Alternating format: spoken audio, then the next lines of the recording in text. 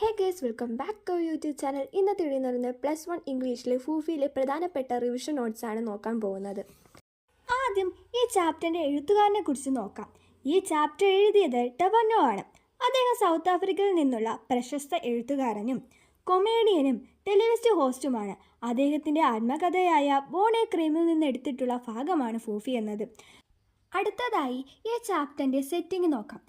ഈ കഥ നടക്കുന്നത് സൗത്ത് ആഫ്രിക്കയിലെ എഡൻ പാർക്ക് എന്ന സ്ഥലത്താണ്. ട്രെവനോയുടെ ബാല്യകാല അനുഭവങ്ങൾ അടിസ്ഥാനമാക്കിയാണ് ഈ കഥ. ഇനി ഈ ചാപ്റ്ററിൻ്റെ കഥ ചുരുക്കത്തിൽ നോക്കാം. ആദ്യം നോക്കുമ്പോൾ ഇതൊരു നായയുടെ കഥ മാത്രമാണെന്ന് തോന്നാം.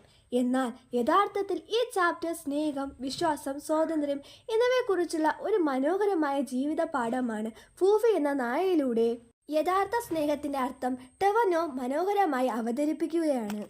ഇനി ഈ ചാപ്റ്ററിലെ പ്രധാന കഥാപാത്രങ്ങൾ നോക്കാം. ടെവനോവ, ടെവനോയുടെ അമ്മ, ഫൂഫി, പാന്തർ, മറ്റൊരു ബാലൻ, ആ ബാലൻ്റെ അമ്മ. ഓരോ കഥാപാത്രവും കഥയുടെ ആശയം വ്യക്തമാക്കുന്നതിൽ പ്രധാന പങ്ക് വഹിക്കുന്നു. ഇനി ടെവനോയുടെ ക്യാരക്ടറിസ്റ്റിക്സ് നോക്കാം. ടെവനോ വളരെ സ്നേഹമുള്ള ഒരു കുട്ടിയാണ്. ജീവിതത്തിലെ ഒരു ചെറിയ അനുഭവത്തിലൂടെ യഥാർത്ഥ സ്നേഹത്തിൻ്റെ അർത്ഥം മനസ്സിലാക്കി കൂടുതൽ പക്വതയുള്ള വ്യക്തിയായി മാറുന്നതാണ് ഈ ചാപ്റ്ററിലൂടെ കാണാൻ കഴിയുന്നത്.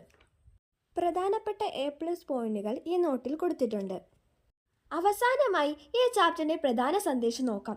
യഥാർത്ഥ സ്നേഹം എന്നത് ഒരാളെ സ്വന്തമാക്കി വയ്ക്കുന്നതല്ല, സ്നേഹിക്കുന്നവരെ മനസ്സിലാക്കുകയും അവരുടെ സ്വാതന്ത്ര്യത്തെ ബഹുമാനിക്കുകയും ചെയ്യുന്നതാണ് യഥാർത്ഥ സ്നേഹം. അതാണ് ഈ ചാപ്റ്റർ നമ്മെ പഠിപ്പിക്കുന്നത്. ഇന്നത്തെ വീഡിയോ ഇവിടെ അവസാനിക്കുന്നു.